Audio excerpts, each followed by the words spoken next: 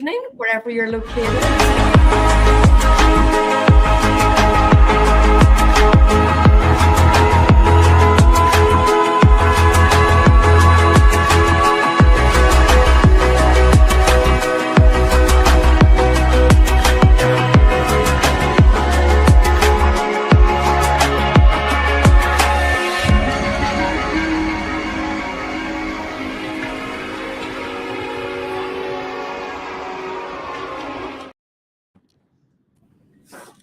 Good morning, good afternoon, good evening, wherever you happen to be located.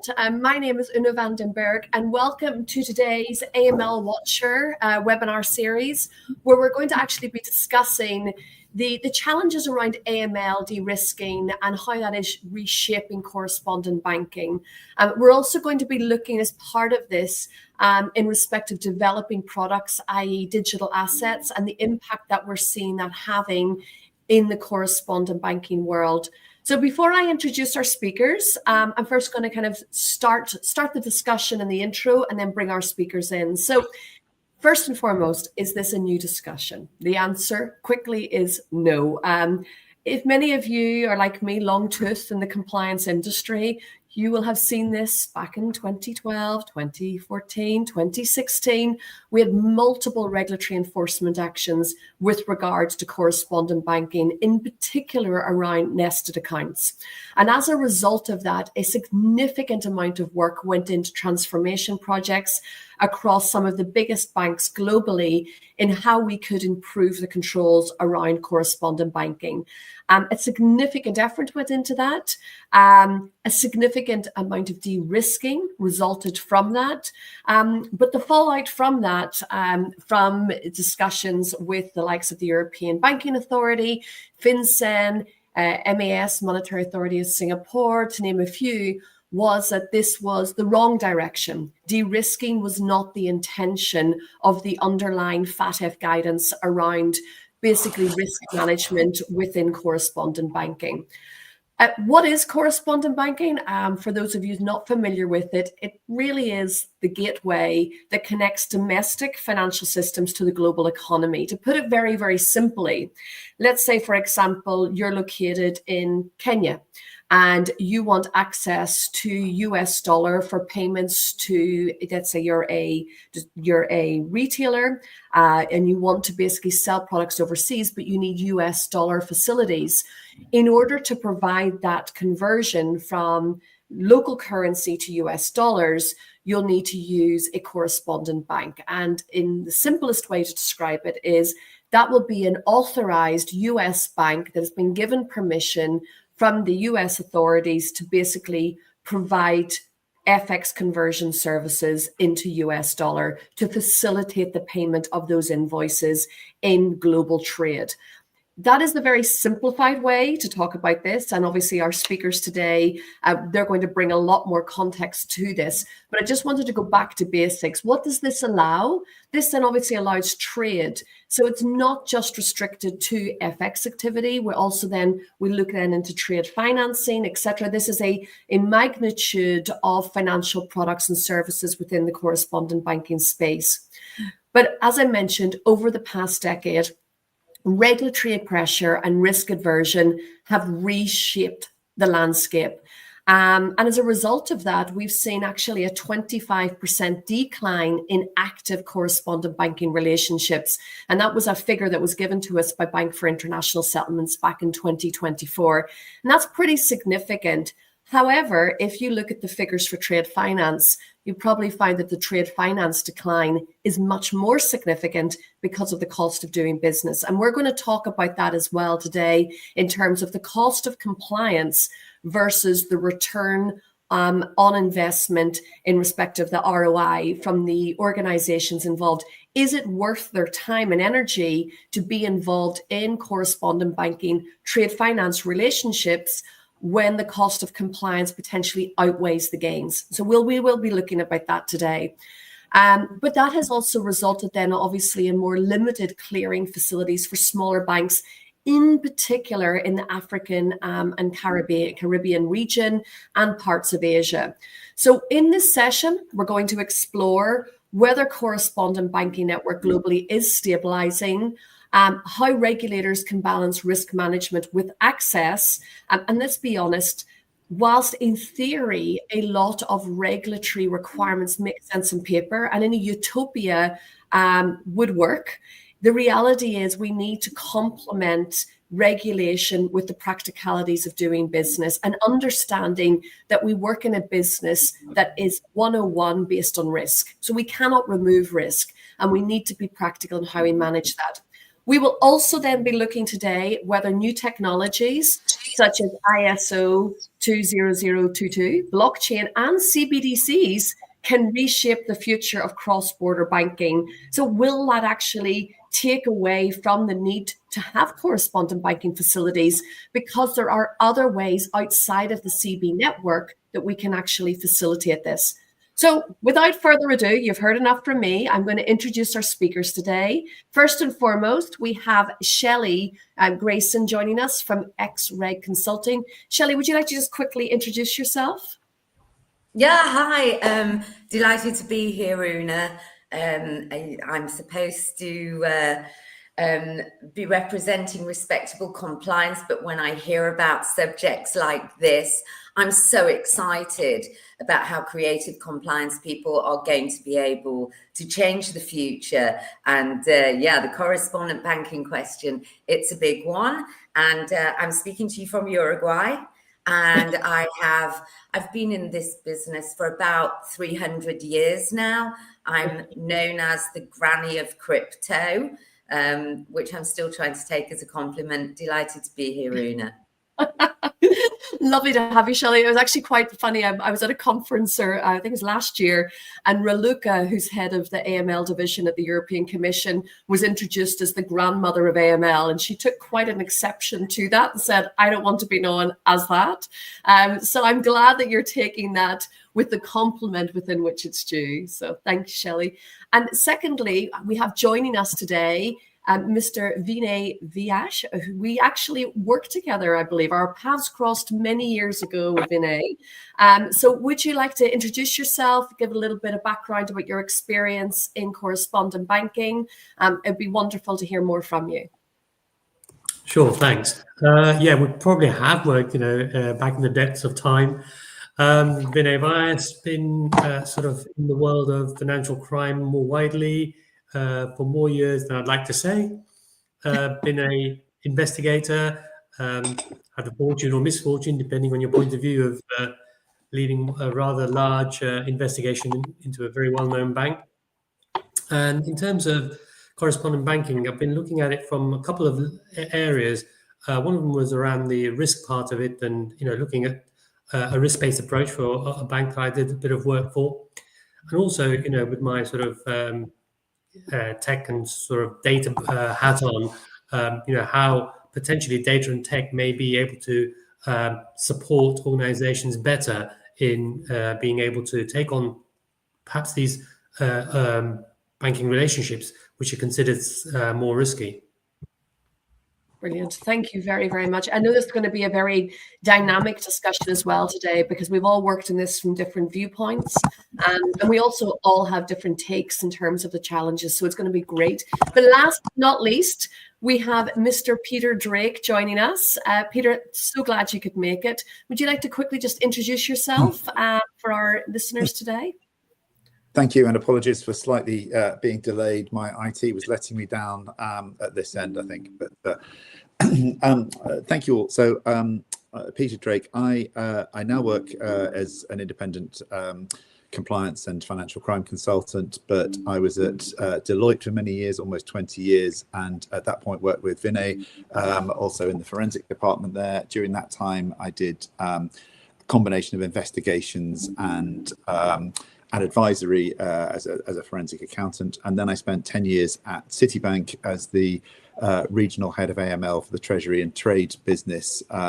So within that, I was responsible for the EMEA region correspondent banking relationships of Citi, which is a huge business, particularly out of New York. So looking at the US dollar correspondent banking across a huge number of jurisdictions within the region, and helping deal with those issues, both from an internal perspective, from the perspective of the committees and so on, which led to approve that. But also I went on a number of visits to countries across Europe, Africa, Asia, and so on. So I'm pretty well familiar with this.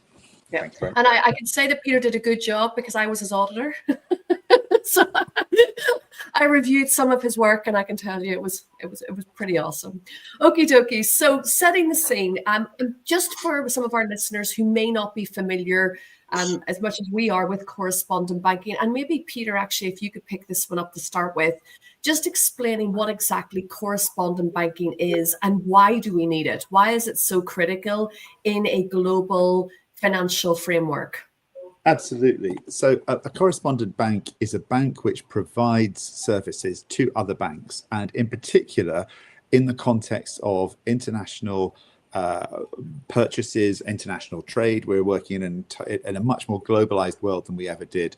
So if, let's say, and using examples, that let's say you've got a Nigerian company that wants to import from China. Everyone wants to import from China. They don't have a direct relationship with the Chinese bank.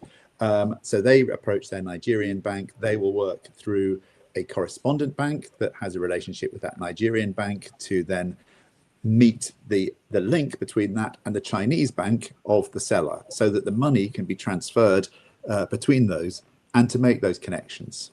So that's the purpose, and in particular, this is massive in US dollars. Obviously, in euros, it's very big. In pounds, in other local currencies, also that's needed as well. But clearly, as much as global trade is done in the major currencies, it's in particular those that probably are of greatest concern for that international trade and its impact then on potential financial inclusion, and the downside of that if de-risking occurs.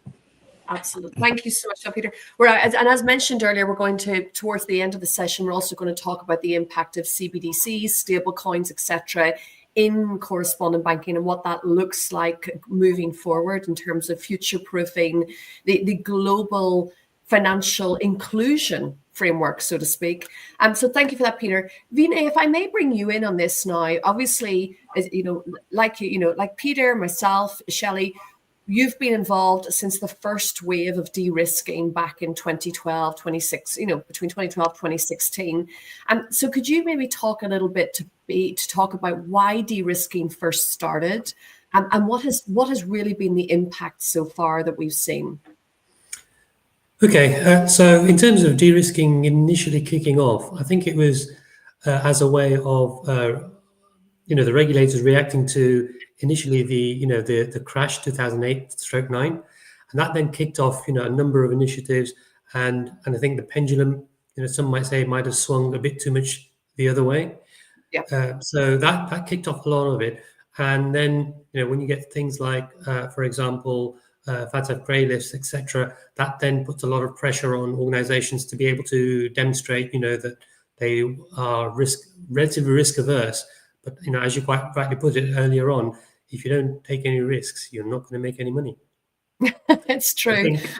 Go ahead. No. So those are some of the, I think, key drivers. And then more recently, I think we're seeing the rise of technology platforms and if you want to call it other rails, which give the opportunity and in some ways the ability to be able to undertake those international transactions with perhaps a little less cost, a little less rigor, if that's the right phrase to use. And I think it's fair to say as well, and this is something which sounds so simplistic, but actually, it's common sense. One of the things we actually saw previously, and I'm going back here, 15 years, was when a correspondent banking relationship was approved, it was a blanket approval in many instances across an organization. And what you have to remember is that the AML controls are indeed the AML landscape between different countries in many instances is not it's not the same. So you cannot take the AML landscape. I don't want to call it countries here, but let's say, for example, 10 years, 15 years ago, we couldn't take I'm zooming right in on myself there. I'd have to try and zoom out again. We can't take the AML landscape in Nigeria to be the same as the AML landscape in Singapore. And yet what was happening was, if a blanket approval was given for an organization, we were allowing connected entities within that group the same correspondent banking relationship globally, holistically, even though the KYC AML landscapes weren't duplicated or weren't reflected consistently in the various countries that those entities were coming from. And that created a lot of concerns and a lot of challenges, because if we onboarded a client, if that entity onboarded a client, let's say, for example, in Singapore, you have one set of very stringent AML controls. But if you had then onboarded the client in Nigeria 15 years ago, the AML controls wouldn't have been as stringent, which meant that you opened yourself up basically to risk. And whilst this sounds very much common sense, unfortunately, that's what was happening. And I don't know, just before I move to you, Shelley, Peter, if you want to pick this one up, because this was one of the simplest, but yet very logical consequences of blanket correspondent banking approvals. Certainly. And I think, while we can recognize that most serious jurisdictions would require the unified application of compliance standards and of group, gold standards across a number of entities within a corporate or a financial institutions group, I think we all, having worked in this industry, know that that doesn't always apply without a huge amount of rigor, and that actually what applies at head office may have been watered down or adapted in a location, particularly those locations where there is perhaps not such a strong local regulation. The ability of the local regulators or the ability to recruit staff in those jurisdictions may be considerably different from the head office. And therefore, all of these things, while it may be that a subsidiary in a Nigeria, for example, is probably in a better position than an independent bank in Nigeria in terms of oversight and direction, it may not necessarily be as strong as the head office, and certainly it's not something we can take for granted. So I completely agree with you there. Brilliant. Thank you for agreeing with me. It's always good. That's good on a Wednesday morning. So Shelley, to you now, if I may, and we're kind of like now looking towards the pressure on correspondent banking relationships. And obviously, Peter has just spoken there to the challenges with, especially where even with organizations have global standards, the implementation of those global standards comes down to the local subsidiary or branch, actually how a subsidiary having the right skill sets, training, and having implemented those controls with the same rigor and same standards as we would have expected in head office. How has the compliance burden and regulatory scrutiny led financial institutions to sever ties with high-risk regions as a result of that? Yeah, thank you for the question, because I'm going to roll this much further back and look at the political background to this from choke point 1 and choke point 2. The restrictions on correspondent banking didn't happen one day that Citi or Barclays sat down and said, let's see how we can cause ourselves some enormous headaches and lose 70% of our customers. The regulation came at the banks, and the regulation came from political perspectives. So I would recommend a good and thorough read of choke points 1 and 2. They're great documents, and this gives a background that I believe sits behind the restrictions on correspondent banking, because the blanket approach was never going to work. There were so many jurisdictions that were never going to be good enough, except for the very few very elite institutions within those territories. So I saw this as a kind of let's keep getting bigger as we are the big boys sort of moment for the banks, which is why they were able to move forward with the restrictions on correspondent banking, and very much driven by FATF having a pretty westernized view of what was going to be capable in jurisdictions which were perhaps less developed. And in respect of that, Shelley, obviously, you could sometimes say that the exit strategies to an extent could have been just as a result. Some people say, oh, it's just lazy compliance. Rather than improving controls, banks have just adopted de-risking strategies. But you actually mentioned the point there about economic and political decisions. Both Peter and Vijay have spoken to this, or Vinay, sorry, have spoken to this.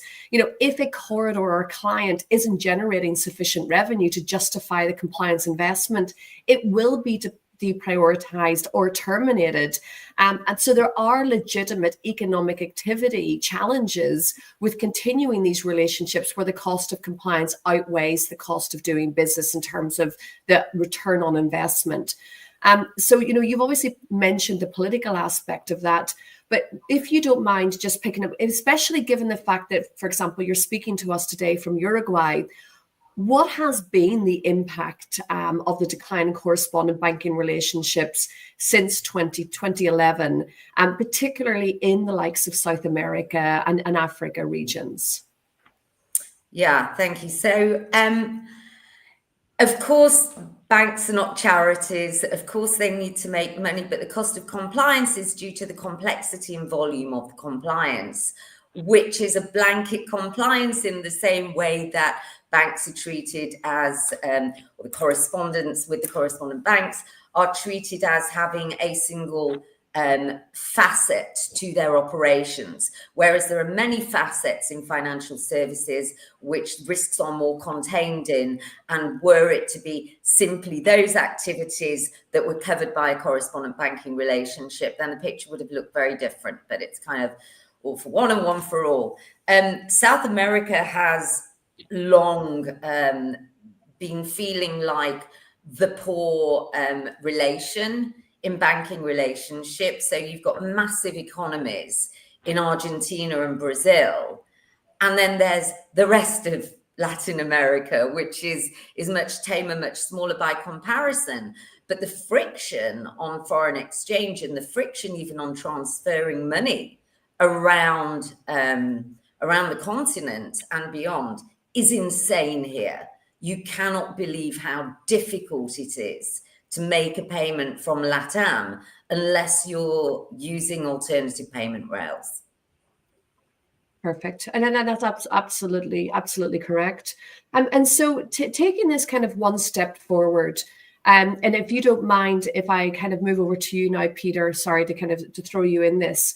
If we look at the risk-based approach, we have seen the European Banking Authority, FinCEN, all coming out to say that de-risking was not the intended consequence of the FATF guidance around a risk-based approach in correspondent banking.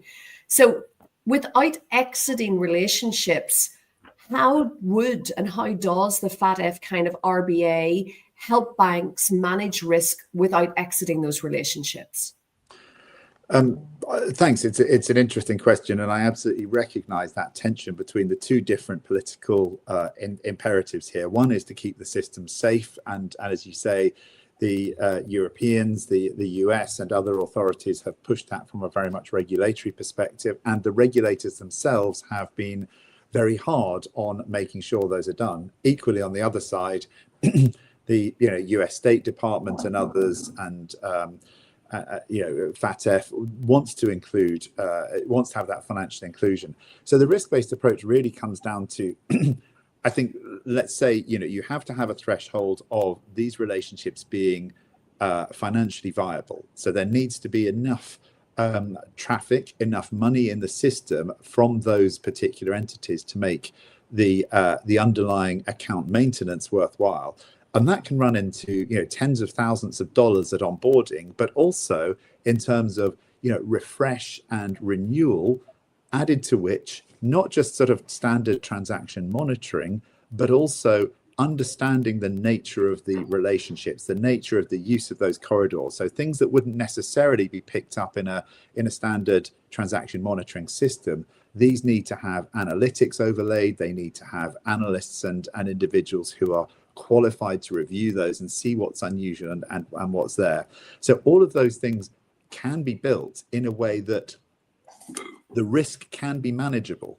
It is something that regulators and laws state that these are high risk relationships, And therefore, as Vinay pointed out earlier, to have a high risk relationship is not something that banks are unused to. I mean, credit to high risk financial institution, to other individuals who are borrowers, they will flex the rate of interest and the rate of risk dependent upon where that is. Similarly, in this context, the amount of attention, the amount of deep analysis probably does need to vary from one jurisdiction to another. And so that's something where you can look at a more highly regulated jurisdiction. Perhaps you can take some more comfort from that, but that's not to say that hiding behind that actually won't be potentially nested activity either for other banks or for fintechs, for the new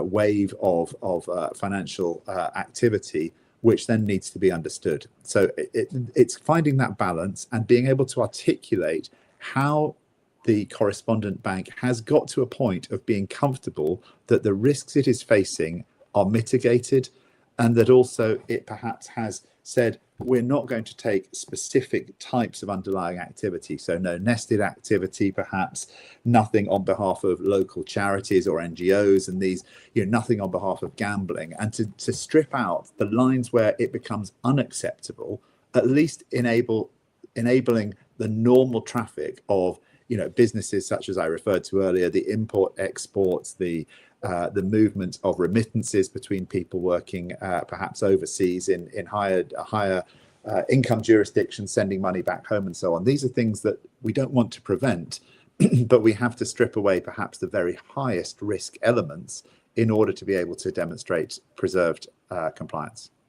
Brilliant. Thank you so much for that, Peter. And I think, we have addressed kind of why smaller and regional banks are most affected by this de-risking. And the ultimate answer is the higher perceived geopolitical or transactional risk. And the truth of the matter, in my opinion, is that is at times an excuse because the region or the country is actually not fully understood by indeed even the compliance team. And that is where it's so important. And I'm going to call this out as a seasoned compliance officer, where you have geographic exposure, it is your job to understand those locations. I'm purely just saying it's high risk because you haven't actually taken the time and effort to understand the location, the country, the geopolitical landscape.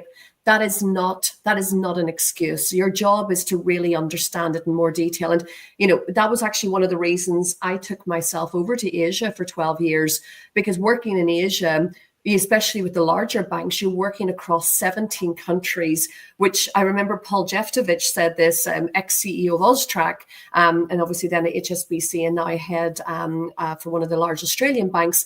He said working in Asia is like working across 17 different planets, because the regulatory landscape is so diverse and so different by country that you can't, it's unlike Europe where there is consistency. You really need to understand each country's nuances, even starting at the base point of rules versus principles-based legislation, and then moving forward to the landscape. So it is challenging, but it is not impossible to do. But too many times we see excuses merely because the location, the country, the geographic has not been understood, in particular by the compliance teams. And that is a bugbearer for me. I don't know if anybody wants to kind of comment on that.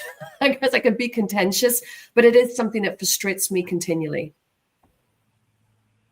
I don't know, Peter or Vinay, if you want to pick that one up. I'm sure you've seen this many times. I think Shelley wants to speak first, but I'll happily add a comment afterwards. Go on, Shelley. Thank you. I do engage with a lot of compliance teams, and I've never met a compliance team who come to work wanting to do a bad job, wanting to be lazy. However, I have met exhausted compliance teams. I have met compliance teams who are afraid.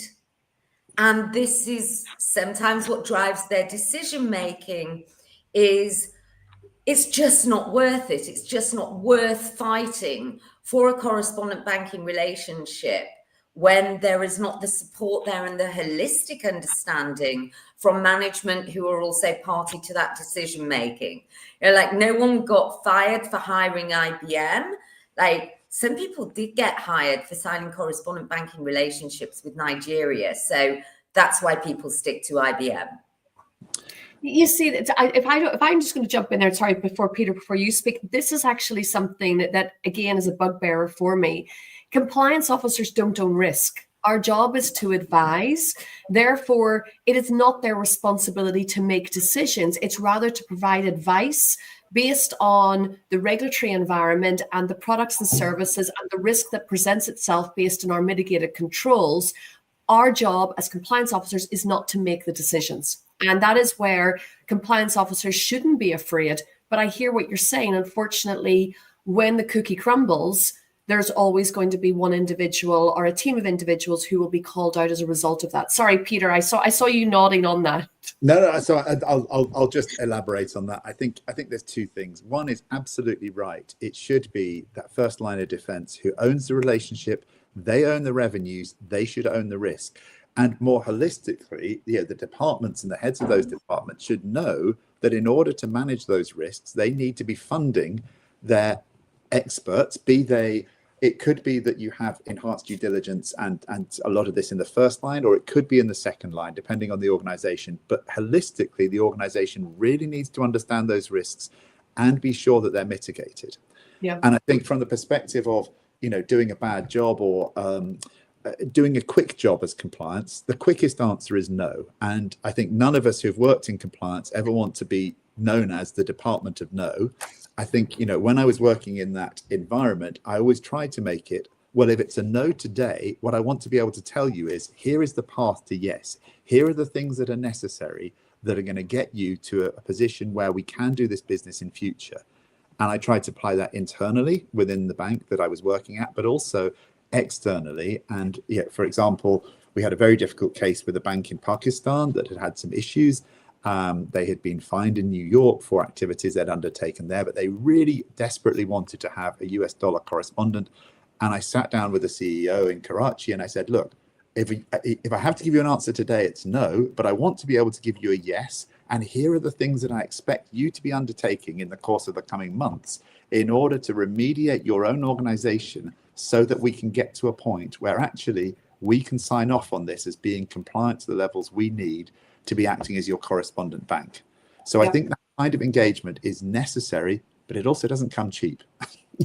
And I'm a massive believer in compliance, that there's no answers, there's no such answer as no. Rather, we maybe need to look at things through a different lens and how we approach it. That's exactly what you're saying there is, the ultimate answer isn't no. The answer is we can't do it today as you would like to do it. However, if we change the lens within which we're looking through and we change how we're approaching this, we may be able to make this work. And that is where it's so important that we have the diversity of skill sets, first and second line, coming together to work with basically effective solutions rather than the solution being de-risking, because that is, that was never the kind of unintended consequence of the regulatory environment. I don't know, Vinay, if you would want to add to that.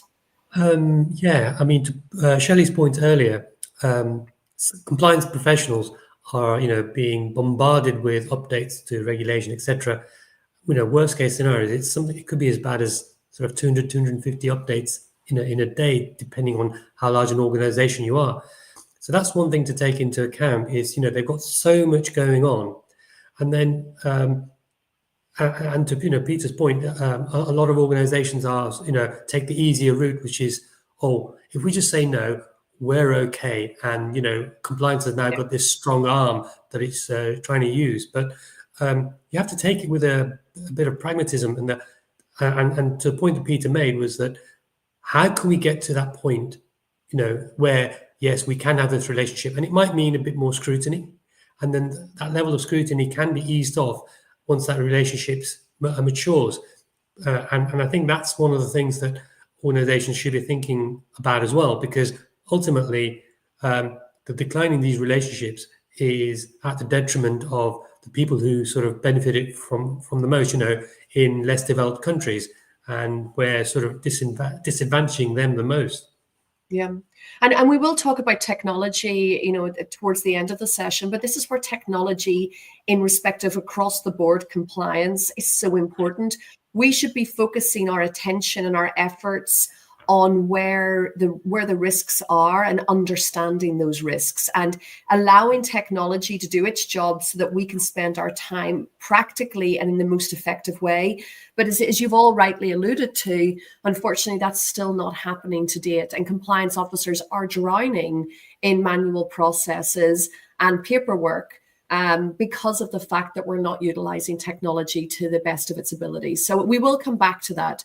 But what I quickly wanted to talk about before we jump into kind of technology discussion, given obviously the time that we have, we've seen a slide already earlier talking about industry guidance, which is trying to reinforce practical interpretation of regulatory requirements. But we have seen examples of where there has been successful risk-based approaches to maintain correspondent banking links. We saw it through the Caribbean Banking Association initiative with the US, where they actually implemented a joint due diligence playbook. We saw it with the East Africa region banks, where they centralized KYC utilities and adopted typology-based monitoring. And Singapore and UAE financial groups, as I mentioned, technology, RegTech-driven continuous monitoring and risk scoring. And it really, the common thread here is cooperation and transparency, where data has been shared, trust has been built, and that's where relationships basically remain open.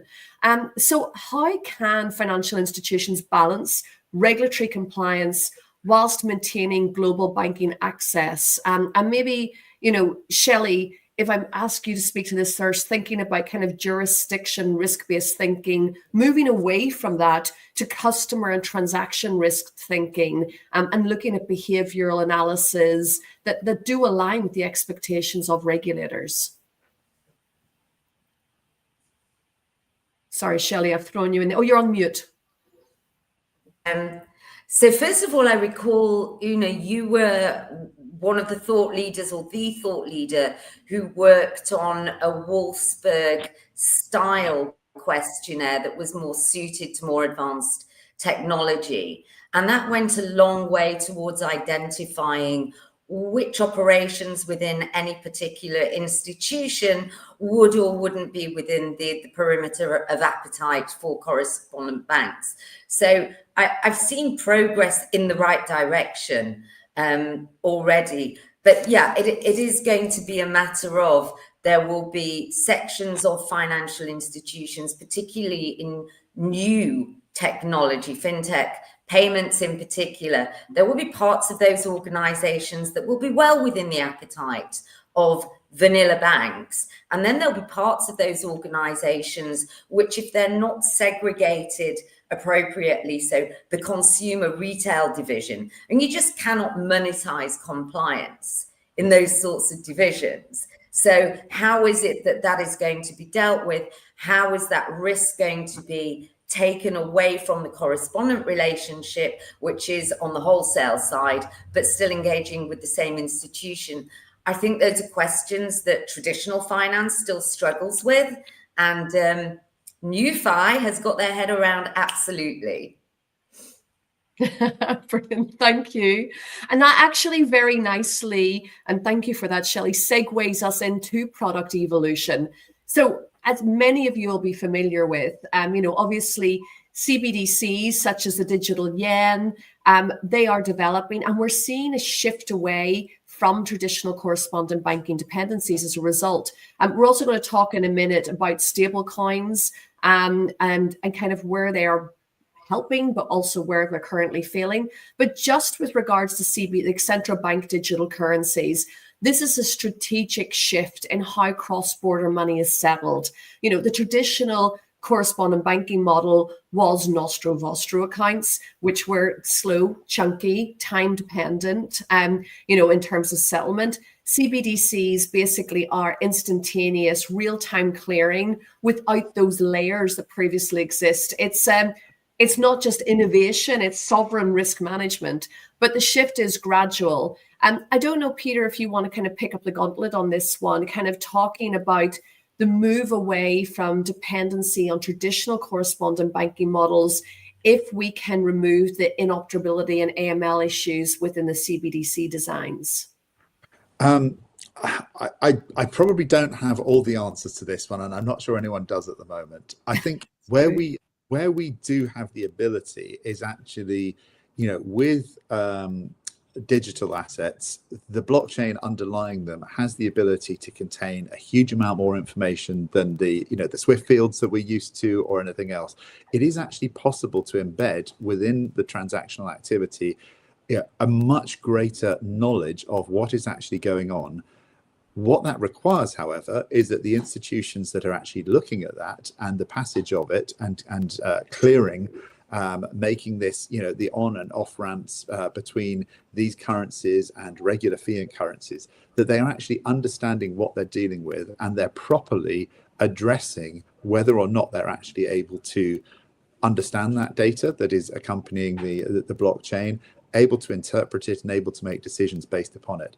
And I think going back to the sort of regulatory risk, where information is present, and this applies both from a sanctions perspective as well as an AML perspective or otherwise, regulators and law enforcement agencies will expect that the institutions handling that data will have understood and been able to see it and actually use it. So there is potentially a risk there of being deemed to know something that actually the institution is blind to because it simply doesn't have the technology to be able to deal with it. And then this, again, it comes back to technology. Technology and regulatory clarity, data transparency, and monitoring visibility. And again, this is also the issue we see within stablecoins. If we move away from kind of central bank digital currencies, which is pretty much just the digitalization of, the local denominated currency, stablecoins, there has been discussion that either they're going to support financial inclusion or could become a new shadow banking system if where they're failing is not improved. And one of those failures actually is the opposite of kind of the CDBC. You mentioned blockchain there and traceability and AML alignment. The challenge in stablecoins is there is a lack of AML aligned traceability, and there are per reserve disclosures. So we're on the stablecoin side, we're actually seeing that there is a friction that could be created as a result of using these. Shelley, I know that obviously you work in this space quite a lot. Is there anything you want to add on that? Yeah, I mean, I just love how, if you envisage, it used to be in correspondent banking, you wanted to send money from London to Phnom Penh, you'd have your payor here, your payee here, and 17 correspondents in the middle. And with a technology like blockchain, using either CBDCs or using stable coins, you can have your payor, for example, on-ramping in Hong Kong using stable coins, which are fully regulated. So they send their payment to Hong Kong, Hong Kong sends it on to wherever their supplier is. You've cut down the chain from 19 participants to 3. And that is just like, why would you not do that? So yes, it may be that the off-ramps and the on-ramps are still uncomfortable with getting involved in local jurisdictions or some of the overarching correspondent hub jurisdictions. But yeah, stable coins might become shadow banking, and we will have an enormous and successful shadow banking sector for those parts of the economy and those institutions that the mainstream banking doesn't want to deal with. I would actually be okay with that. If mainstream banking doesn't want to accommodate stables, that's okay, because mainstream banking isn't needed to operate in stables. And there are many jurisdictions. LATAM is just on fire with new forms of money, new forms of payments, because it's gone through the economic pain, the currency controls, the inability of central banks to be able to create confidence within their economies, but they can fully switch. I mean, El Salvador, Argentina, these are great examples of how they've gone from economic zero to hero in a short space of time, which has very much been enabled through NewFi. Yeah. And I think that's a really important point in respect of shadow banking. Like if we look at the oldest money transfer business in the world, which is Hawala, the Hawala network still is, and in many instances, is a completely legitimate, regulated way in which to transfer money globally, around the world. And there is a variation across regulators and countries in terms of their viewpoint on it. But if we then look at trade finance as an example, 92% of trade finance funding is actually done through open banking, which is basically unregulated institutions. So sometimes the question is, are we actually regulating in the right way? Because our focus on regulation, if you take trade finance as a perfect example, we're focusing on 8% of the business. The other 92% is unregulated. And then maybe that's why we need to rethink, not replace correspondent banking with new settlement networks, but re-architecturalize it. So if that's a real word, we need to look at the architecture of the framework. We've seen new settlement networks emerging. We have JPM Coin, we have Oinks, we have Partior. And it's not signaling that the correspondent banking model is being replaced. We're just basically, the architecture is changing in terms of how settlement is happening. It's 24/7 dollar settlement, real-time visibility of flows, and direct bilateral clearing without long intermediaries. As you've all mentioned, Peter, you're nodding there. Do you want to pick this one up and talk to it? I think just in the comments, Shelley said she had a comment very short to issue first, but yeah, sorry, because otherwise I just burst. I agree with everything you said, Una, but this is only just emerging as an industry discussion where people are understanding the clock is ticking. So 2024 was very much seen as the stablecoin spring. 2025 has just gone, wow. 2026, I believe we're going to see the year of orchestration. And that is where alternative settlement architectures are going to really become established. And the traditional correspondent banking is going to have to take a good look in the mirror. Yeah. Yeah. I'd entirely agree. I mean, it's the old question of who's going to eat the lunch, and if the traditional correspondent banks stick to their old way of doing things in the way that Kodak stuck to film and then failed when digital came. It's the example every 101 business studies looks at. But if there is that danger that actually unless banks adapt, then the banks will be sidelined. There may still be a role for those banks to be offering a wholesale service to clearers, to fintechs, to others. It may perhaps be at more of a wholesale level, and it may not look like correspondent banking as we've seen it before, but it will actually be much more of a sort of underlying treasury function, doing much more what only banks can do because only banks have that banking license.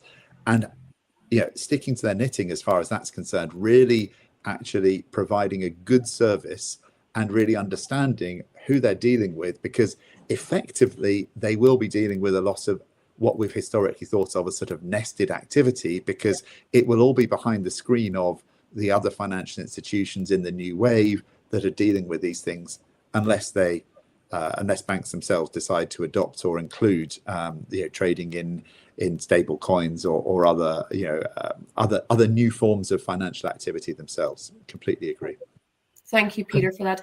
And Vinay, if I may kind of then bring this over to you, the main kind of discussion point here clearly is technology is not about reviving correspondent banking, it's actually changing how correspondent banking works, not just through the products, but in the back end as well.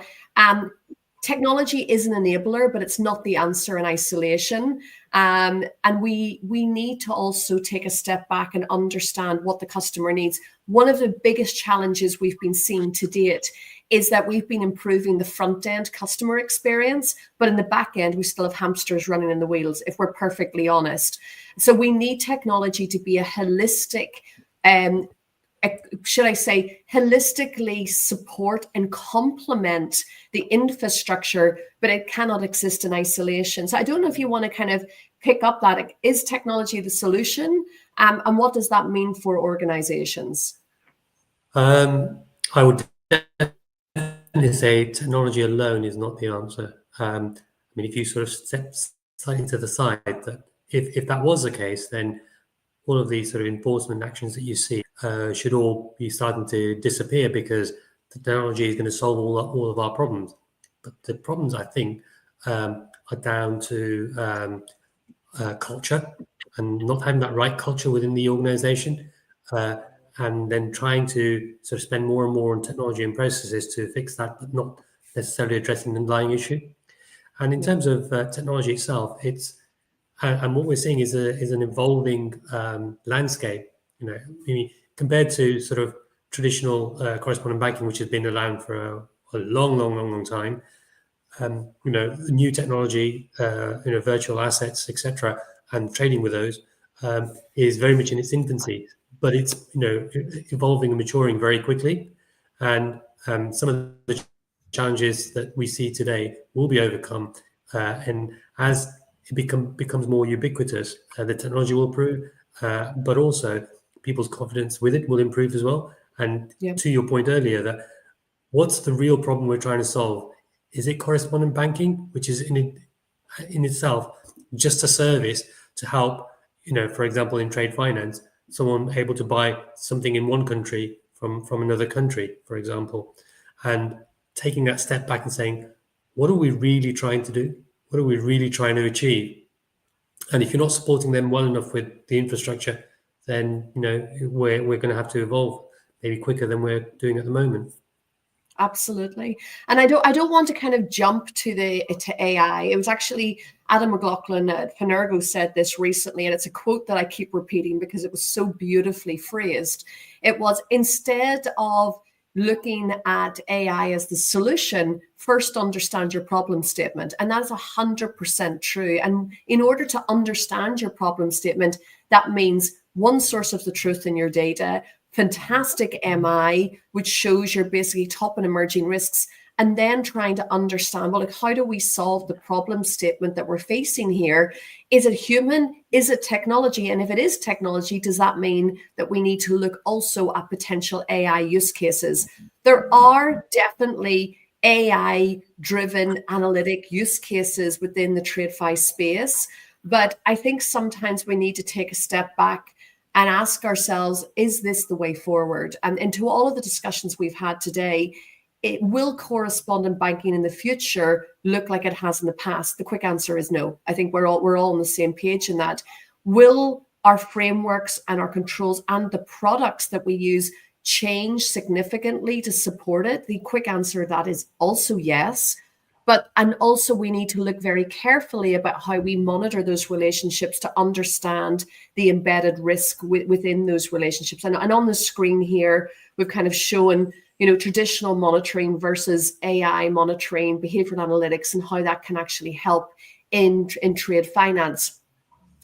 But I would like to ask the question, and if you don't mind, Shelley, if you wouldn't mind picking this one up, where financial institutions have successfully used technology to stay compliant whilst maintaining access to global banking networks, what have been the successful characteristics of implementation in this regard? Thank you. So I have observed a number of startup banks in the last 10 years who have built their own technology stacks and integrated where there's been greater expertise from vendors, but they've really kept it and made it their own.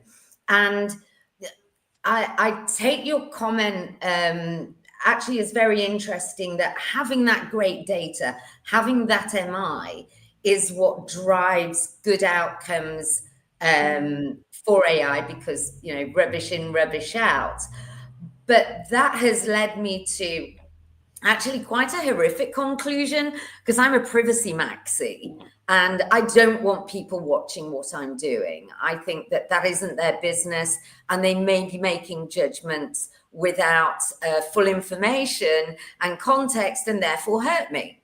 So I don't want it to happen, but really the only effective way of supervising banks is by having them all supervised at once by the supervisor, not by the banks marking their own homework. If you have the accurate data fed into supervisors, then they should be the ones doing the monitoring. We all know what the rules are. Yeah. And asking us to then report and say, no, please, sir, we did really well, it's kind of feeling out of date. And the fact that the emphasis on the technological creativity is on the financial institutions and not the supervisors, I think that is possibly the worst possible way you could go about fixing this. But the alternative is also not palatable for me. Thank you very much for that. No, I totally hear what you're saying. So if I may, I'm just conscious of time. If I may ask each of you to kind of talk about what the future of correspondent banking looks like, and what it looks like, and how we will get this right. If I may start with you, Peter.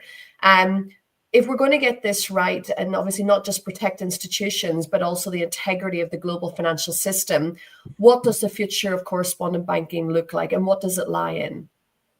I think just sort of to recap on a couple of themes which we've touched on. One is that the correspondent banks will need to be aware on an individual basis of exactly what kind of entities they're dealing with. So the entity within a particular jurisdiction is not necessarily reflective of the whole jurisdiction. So it could be a high risk jurisdiction, but with a very, very successful and sophisticated institution there.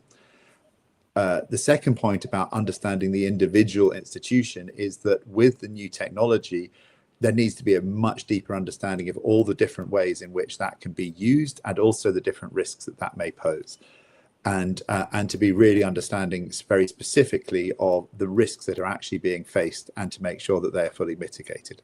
And I think in support of that, the point I would land on is that, and I think we've seen some progress on this over time in the likes of KYC and so on. Technology is immensely useful at being able to handle data, but what it doesn't do is set the risk appetite and make those risk decisions at the end of the day.